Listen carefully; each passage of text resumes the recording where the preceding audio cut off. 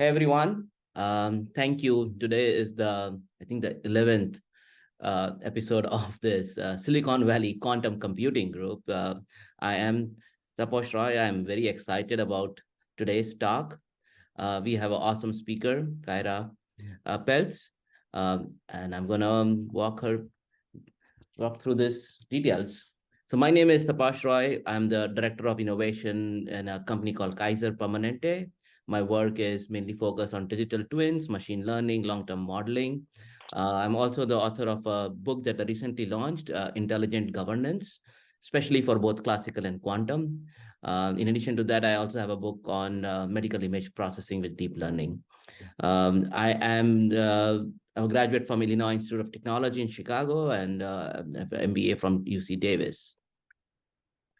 Um, this is the book just launched. It's basically talks about both the machine learning side of things as well as the some part of the sensors aspect of it in the quantum world that's relevant to it, and it's just launched. So I'll be telling more about it in my next talk or so. My co-host, she's not here, but she's also one of the student of Kaira's classes. Divya, she is a middle schooler and she is a good Python programmer, and now she's learning from the best, which is Kaira. With that, I'm gonna introduce Kiera Peltz. She is the founder and CEO of the Coding School. She's a graduate of Brown University, holds master's degree from Cambridge and Chuanga University. She is a Gates Cambridge scholar as well as a Shorman scholar. She is gonna talk to us about both her journey and why education is such an important thing in the quantum realm of things and why it's necessary to do workforce development training at this time. So a brief idea about what we're going to talk about the agenda. So Kyra is going to talk about, as I said, core aspects of quantum computing education and the urgent need for diversity in the advancing field. There is going to be some Q&A with me, followed by audience Q&A.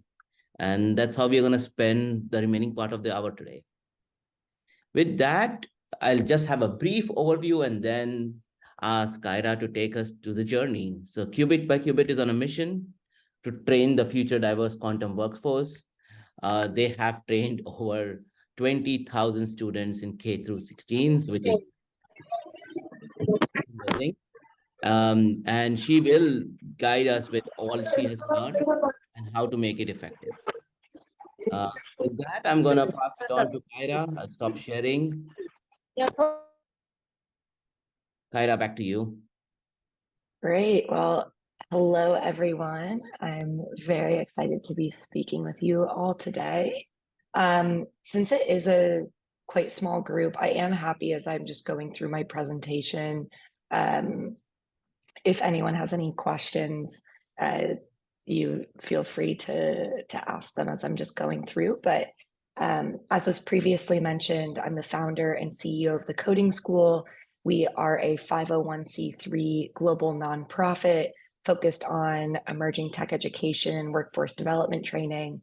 One of our biggest initiatives is Qubit by Qubit, focused on quantum education and workforce development. So really excited today to be here, tell you a little bit about our work and what we do, and then I'll spend a bit of time walking through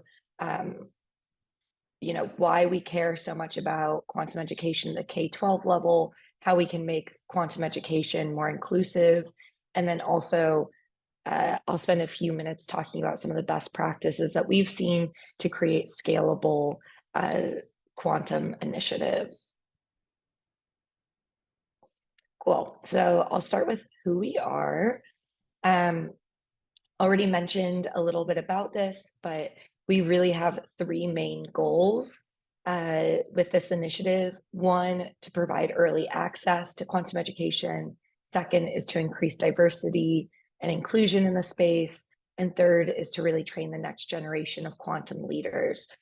I should mention that when we say quantum leaders, those are not just going to be individuals who are leading quantum companies or our professors studying quantum information sciences, also talking about future policy makers who are going to understand this technology well enough to adequately regulate this technology. I'm talking about public health experts who are going to have enough knowledge about quantum that when we have a working quantum computer, we'll be advocates and users of that technology to advance public health issues and whatnot. So for us, we really want to make sure that everyone is being trained in quantum, because we truly feel like quantum is going to touch nearly every industry.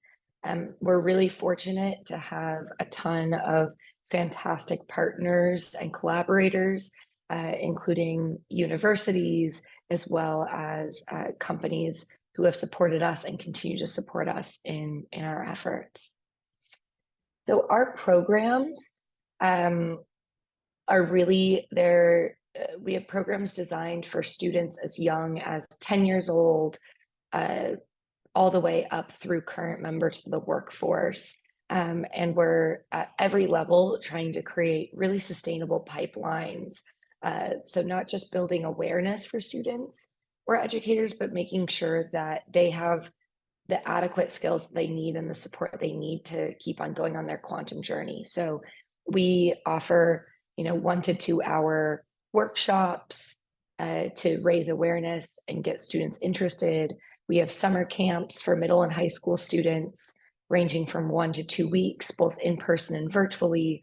We have 1 to 2 semester long introductory courses. We offer winter schools and summer schools, research opportunities, internship training, and career development, as well as professional development for educators. Just to go over a few kind of program highlights. We offer a lot of our programs virtually to ensure accessibility, but we also partner with local stakeholders to offer in-person programs. So we actually just finished up 2 weeks at Cleveland State University, where we hosted an all-girls middle school camp, a high school camp, a professional development for high school educators, as well as a professional development for community college and university faculty. Last summer, we also hosted Quantum Quest, which you can see on the left side. We had a local news crew come out, which was the first all-girls quantum computing camp ever hosted. This was in collaboration with the University of Arizona and the Girl Scouts of Southern Arizona. Probably what we're best known for is our Introduction to Quantum Computing course. This has been supported by IBM for the last 3 years.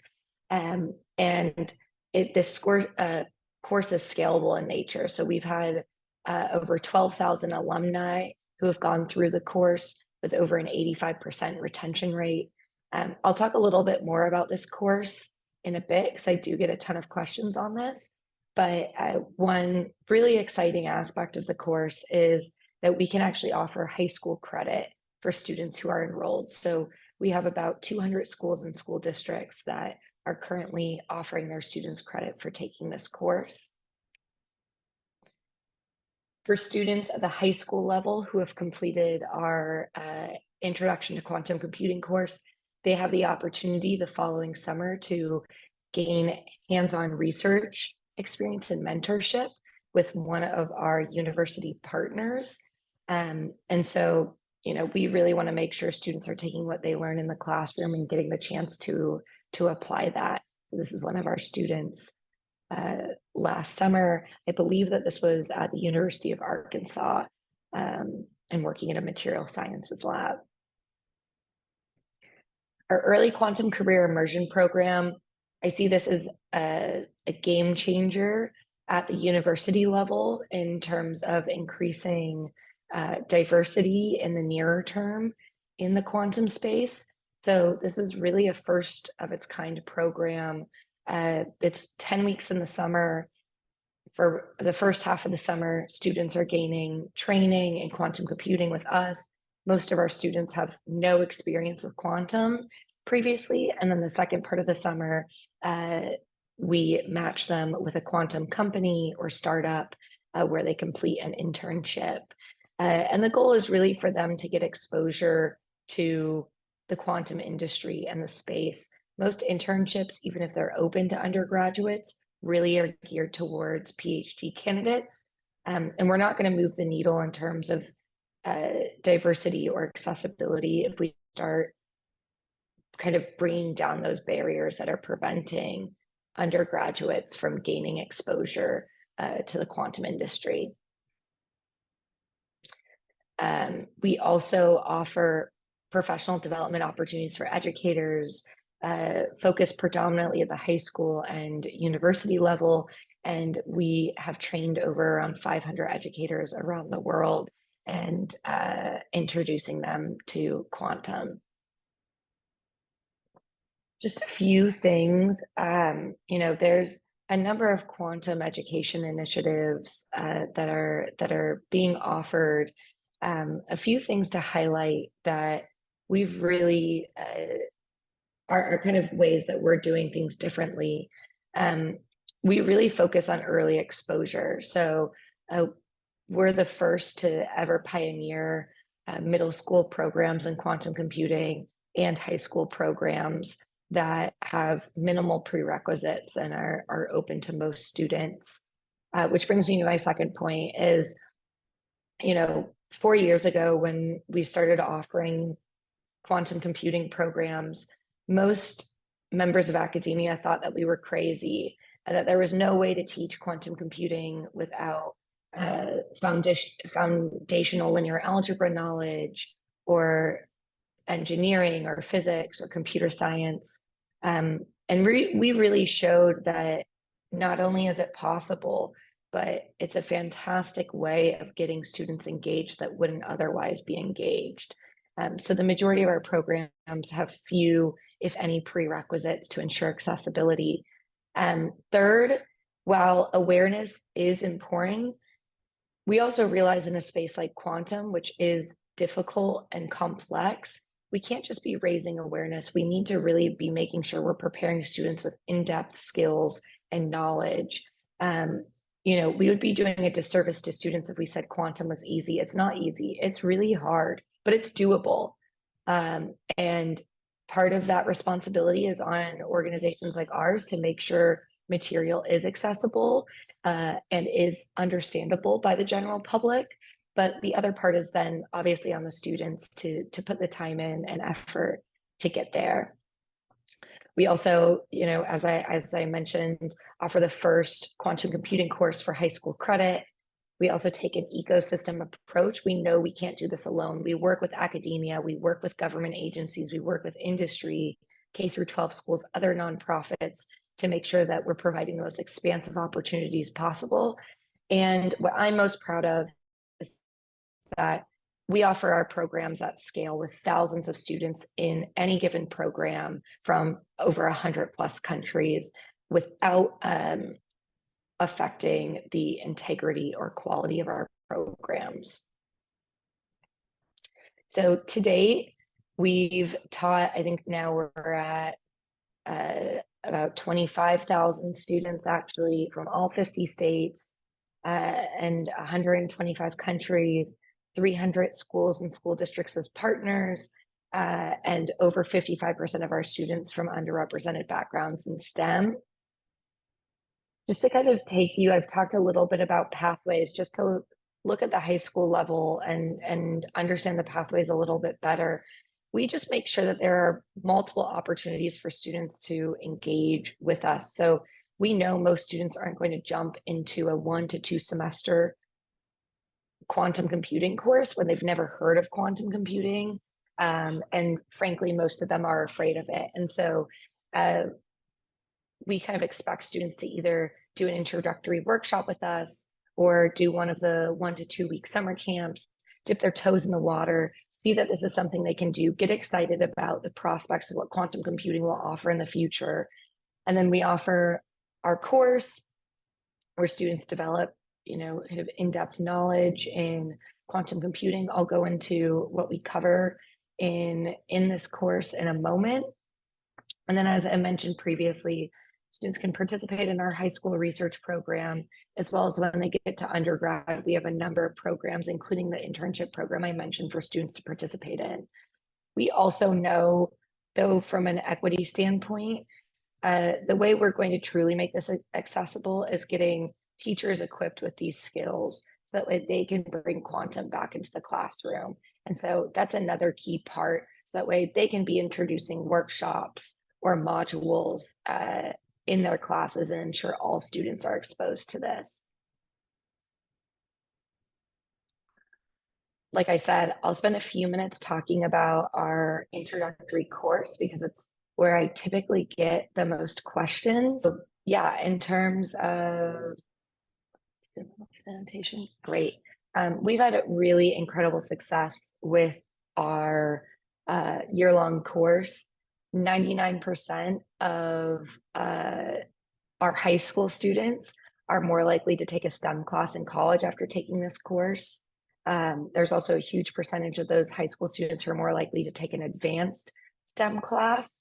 96% of our students feel more confident in their STEM skills, and 85% of our high school students say like their participation in this course has influenced their anticipated major in college. I won't spend kind of time on this, but what we really have seen is like this, all of our programs, but in particular our course, can truly be a complete game changer in terms of shaping students' trajectories and what they want to do in the future. So a few more details about the course and how we've kind of created it and made sure it's scalable. So our largest course to date has had nearly 8,000 student participants, ranging from high school students through current members of the workforce. The course lasts for 26 weeks over 2 semesters. Students for the first time this past year had the opportunity to participate in either just the first semester, which is more foundational quantum computing concepts, or they could take semester 1 and 2. At semester 2 covered applications of quantum computing. Every week, we have an hour-and-a-half live lecture on Sundays. Students also are required to participate in a lab group that is 1 hour offered by a teaching assistant, typically graduate students, but often advanced undergrads.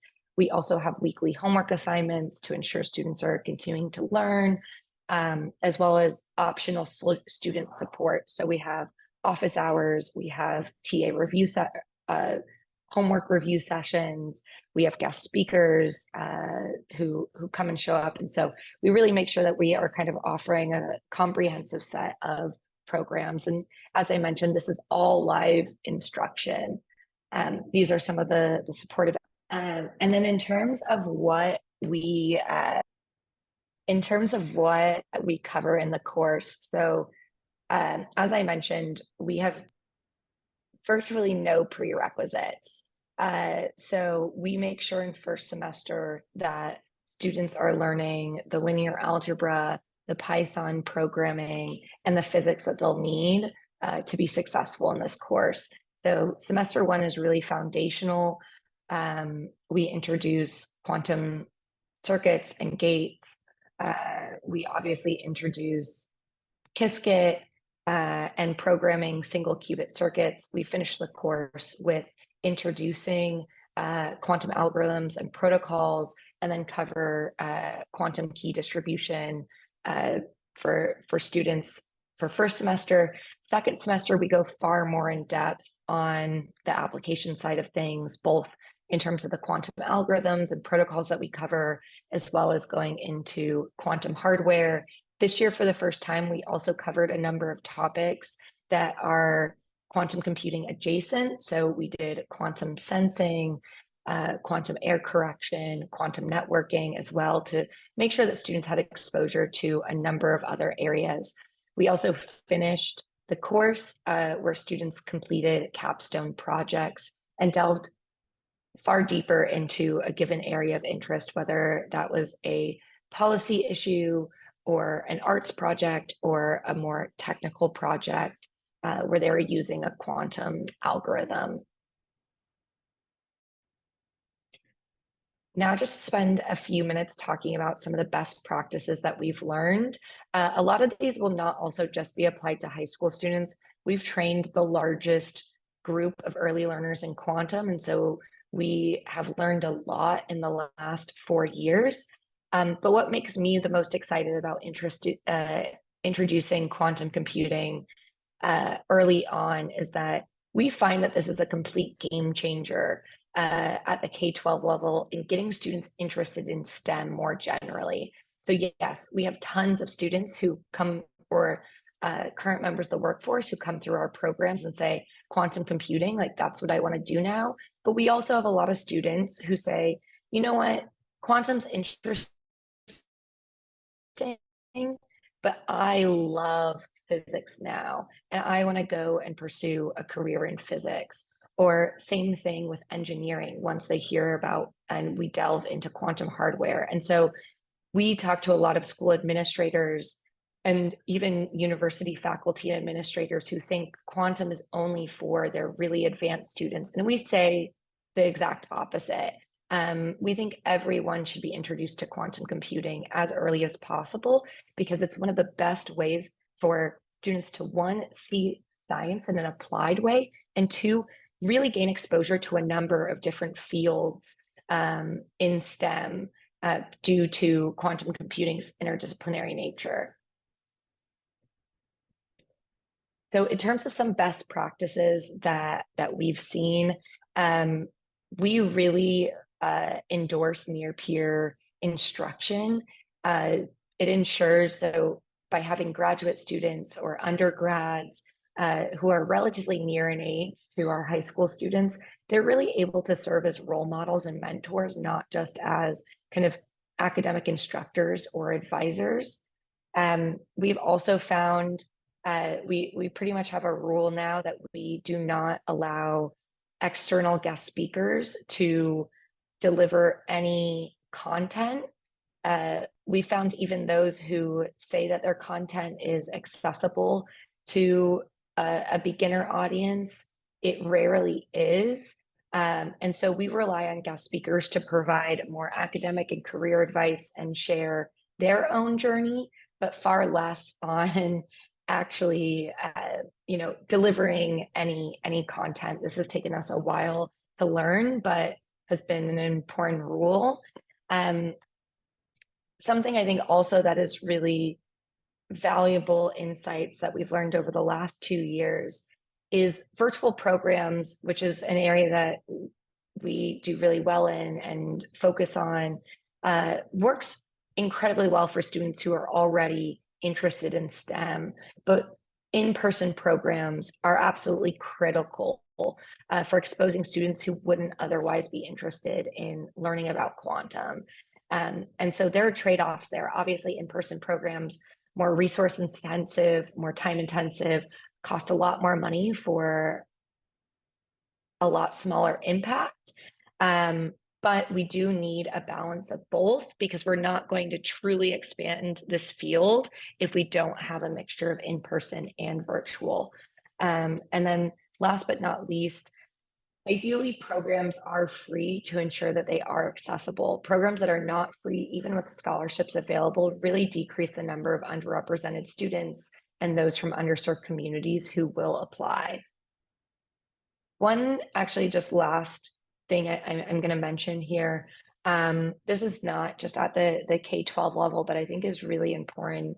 I think there's a lot of really well-intentioned individuals who want to be involved in quantum education. But I'll say just because you have a background in quantum or because you're passionate about exposing more students to it, we have to be really careful and really thoughtful with executing quantum programs. I mean, we are, like I mentioned, on our 4th year of running programs, and we are continuing to make revisions. I think we're on our 10th revision or so of our year-long course material because there's consistently ways that we can continue to improve and innovate.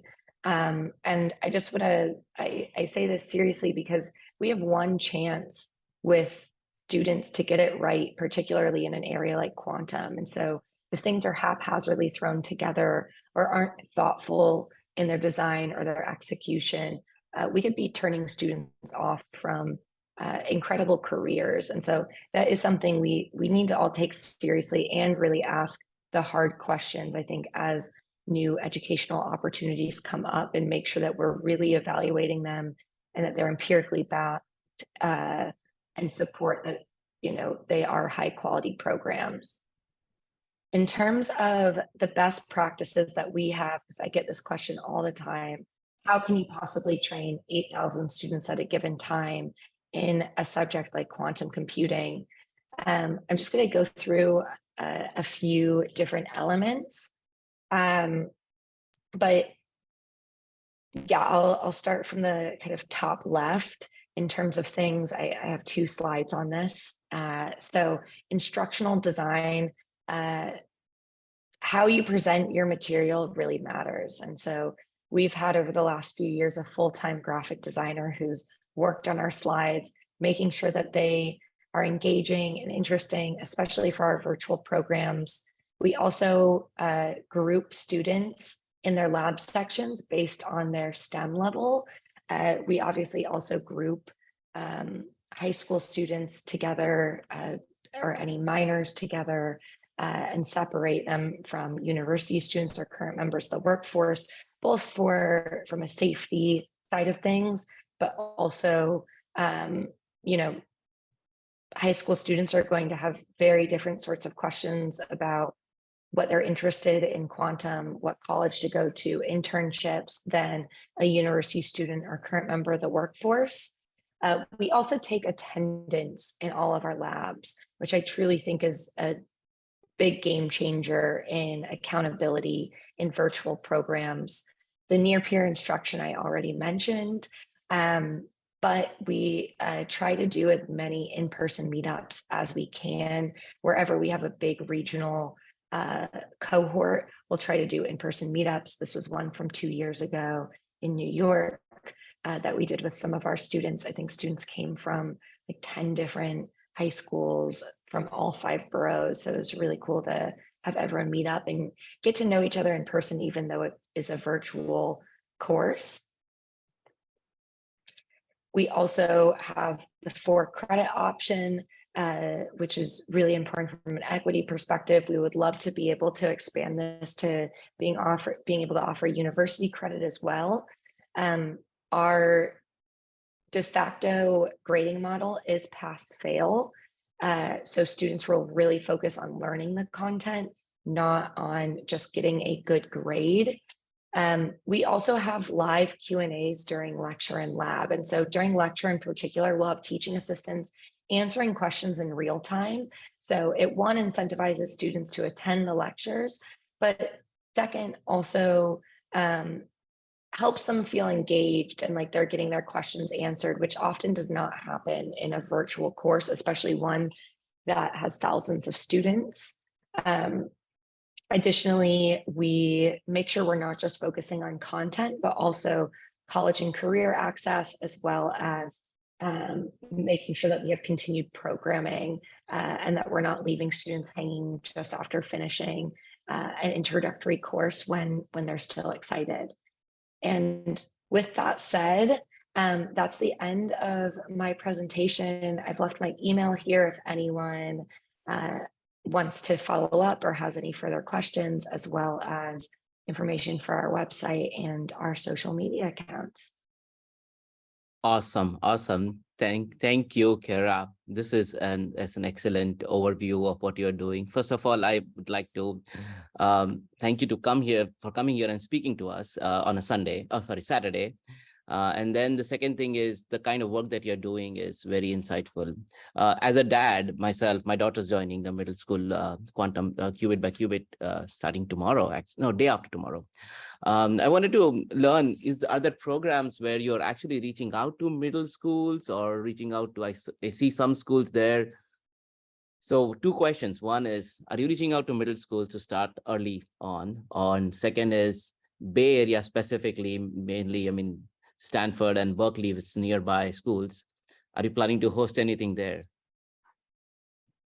Yeah, so I will say that most of our outreach still occurs at the high school level. And as a nonprofit, part of what we do is dependent on funding from corporate partners or from grants. And so we've seen a lot of interest in high school programming and university programming, far less so in terms of funding at the middle school level. So we try to do outreach, but I would say it's predominantly middle school educators who are reaching out to us to engage or to participate, rather than us seeking out more middle schools. I would love in the future for us to be able to do more at the middle school level, but there's obviously just constraints that we currently face. And then in the Bay Area, we definitely are working on building out relationships at both Stanford and Berkeley. One of our actual founding academic director is currently at Berkeley. And so, yes, looking to continue to expand. We're in the process of our strategic planning for the next several years. And while we've kind of just been really broad in our focus and trying to reach as many students as possible to date, we'll still continue to do that, but are going to be picking a number of strategic areas and regions to like focus our efforts more so in. That is super impressive. I have one question from the audience. So question is from Satyam Priyanshu, and his question is, can you tell Kiera to talk kindly more about early quantum career immersion program? Sorry, I Yeah, don't know about definitely. that, so that'll be great. Yeah. Definitely. So I briefly mentioned this in my slides. This is the second year we're running this program. So one, how this program really arose was our university partners started to bring up how it was really great. We were doing a lot at the high school level, but they needed more talent and more diverse talent, or wanted more diverse talent now, and didn't want to have to wait, 5+ years for our high school students to actually go and become university students. And so we decided that a potential solution would be this program that we called Early Quantum Career Immersion Program. It's 10 weeks over the summer. We take students who have most likely never been exposed to quantum computing, and they'll be rising sophomores or above in college from an underrepresented background in STEM. And they have to have at least foundational computer science knowledge, so at least one college level class to participate. But we train students for the first 4 weeks very intensely. They're being trained for about 8 hours a day. We cover about a course and a half of what would be covered in a college level quantum computing course. And then from there, we have students, our students go to the companies that they were matched with. So some of the companies for this summer are BP, IBM, Unitary Fund, Aircore. I think we have Cleveland Clinic and maybe one or two others who are participating and taking on interns. And so this is only our second year, but last year in particular, we really tried to keep expectations down. For our corporate partners, I did not want them to see these interns as being at the same level as PhD students who have been doing quantum for a long time. But I think we were all really excited and surprised to see how much value students could add. So last summer, BP took on 2 interns. They were the first interns BP's quantum team had taken on. This summer, they've taken on 6 interns. Wow. Both of those interns from last summer got full-time intern return offers. For this upcoming summer, we had the same experience with IBM. And so we've really seen this as an incredible way to increase diversity in the space in the near term, just through a 10-week program. I'll also just note, though, it's been really hard to get corporate partners. It's to participate in the Early Quantum Career Immersion Program. And that's something that's particularly sad to me, because I think we hear everyone talking about diversity and inclusion and quantum education. And this program really makes it as easy as possible to engage. And yet there's still a lot of excuses and reasons why companies won't take on interns. And so that's something I think that still needs to be worked on in this space, is ensuring that, it's not, we can't do this alone. Like, we have to have companies also walking the walk that they're talking about at conferences. Yep, yep. I have one question, and I see a slew of questions coming up on the chat, which is great. The one last question that I have is the programs that, like, I signed up for my daughter was like in April or May, around that time frame, and no, even before that, March maybe, for the middle school program. You plan to have any rolling programs as well, like people don't have to wait for the boot camps or stuff like that, or summer camps? Yeah, so probably we are planning on rolling out some digital programming, so anyone can take it and it can go at its own pace. We also will, just answering one of the questions in the chat, we've got a lot of requests for tailored programs for current members of the workforce, whether that's for executives or software engineers, or just those looking to get some foundational knowledge. And so that's something we are planning and rolling out. It's also something a number of companies have requested to train and kind of upskill their workforce. So definitely planning on rolling out some more tailored programs, just in terms of like bandwidth and programming. Like, we probably will never be offering, any of these programs like every week or every month, but likely a few times a year we'll be offering them. I can understand that. It takes a lot of effort to do anything. Yeah. I have a few questions, and I see today, I mean, we have a rich audience in terms of, I see IonQ, I see somebody from NVIDIA and some other places, companies as well.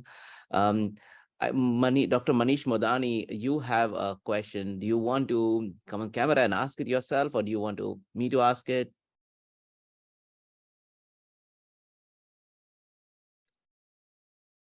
Okay, I'll ask it.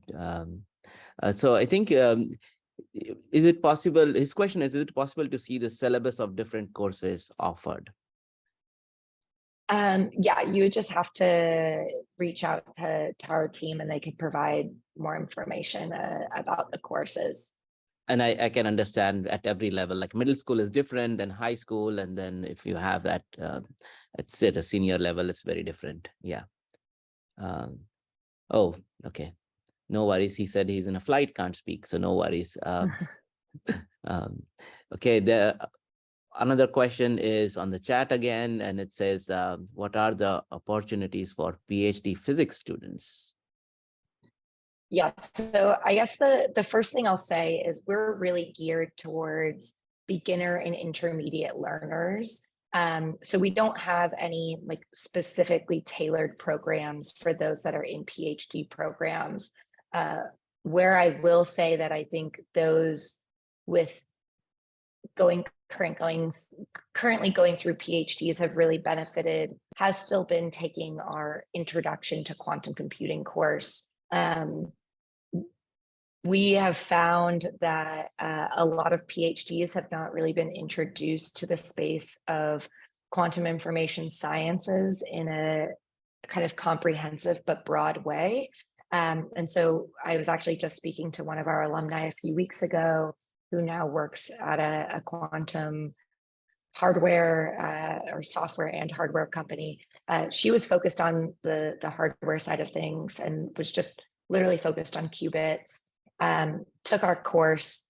First time she had really seen quantum algorithms and protocols, and decided that that's what she wanted to do going forward, was work on quantum algorithms. And she credits our course with kind of giving her that exposure. So that's where I would say that's probably the largest opportunity that we have for PhDs. Again, it is something I think that's useful, but depending on like your background it could be or could not be.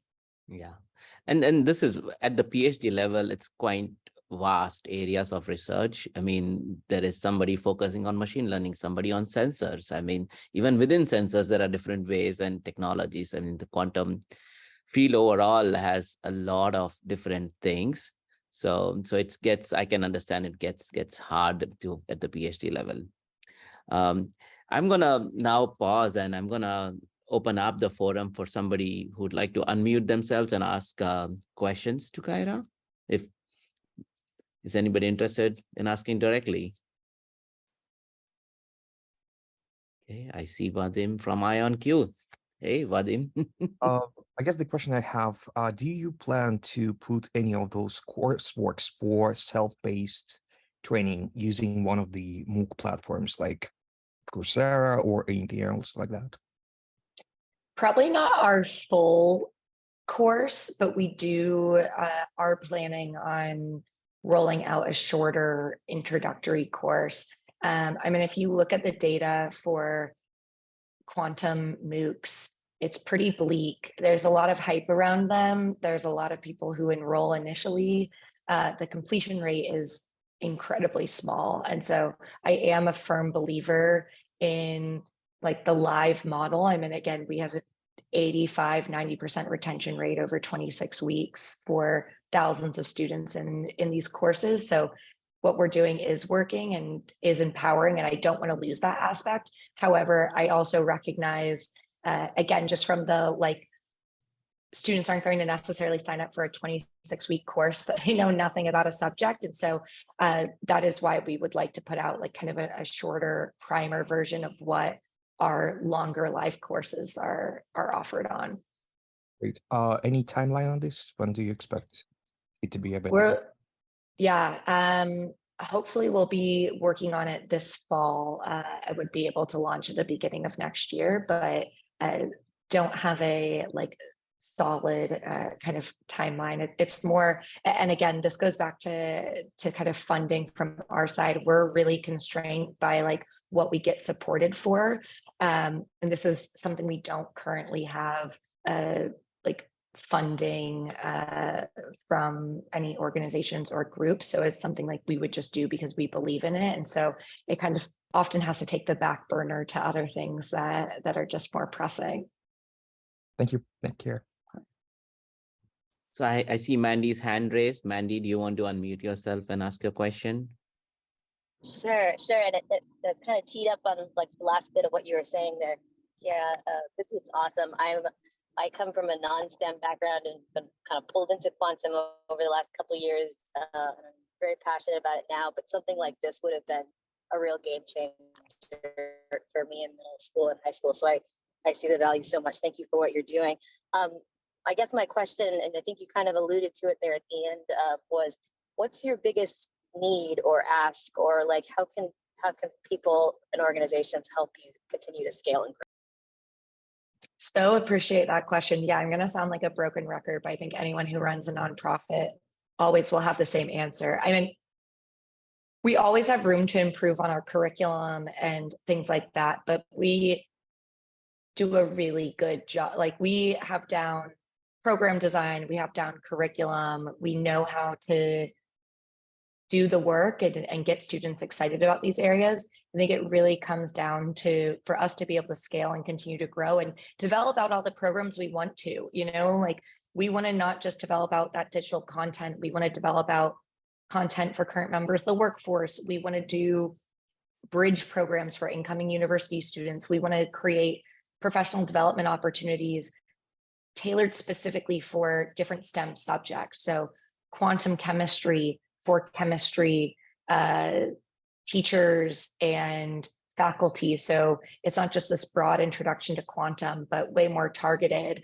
But again, all of that requires funding and support. And so I would just say if anyone, I guess twofold. One, we're always looking for university partners, even if it's not financially supported. Just, I think there's grants that can be pursued.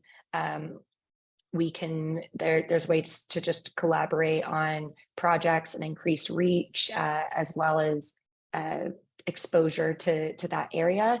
But if you are at an organization that is interested in supporting STEM education or quantum education, we have tons of opportunities for mutually beneficial partnerships, and would love to chat more about that, because I think that's what it really is like we're trying to offer all of our programs ideally for free. And because as I had mentioned, like we see a huge difference even when we say we're offering thousands of scholarships. Like if you apply for a scholarship, like you'll get it. The number of students from underrepresented backgrounds still dips significantly because, you know, there's just that another hurdle, you know, that another moment for them to kind of be triggered by imposter syndrome. And so that's something we really are trying to just make as accessible as possible. The way I like to say it is like, there's already so many barriers to learning quantum, like the financial barrier should not be one of them for students or educators or current members of the workforce. Thank you. Thank you. That's such a nice answer. Yeah, anybody else? If you have questions, now will be a good time to unmute yourself and ask.